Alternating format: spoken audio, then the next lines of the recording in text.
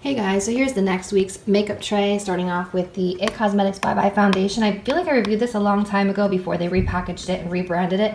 So this is the new packaging, the new products, so we'll be giving that a try. The new Covergirl Flourish mascara, which I have not heard anything about yet, so I'm curious to try this one. The new Paradise Enchanted collection from L'Oreal. There's 2 blushes and a palette, which I am dying to try. These smell like peach, they smell delicious. I picked these up after a suggestion from Puffin's wife. These are the Kiss the Volume Ritzy lashes. They look beautiful. The new Covergirl holographic lip toppers. These look beautiful.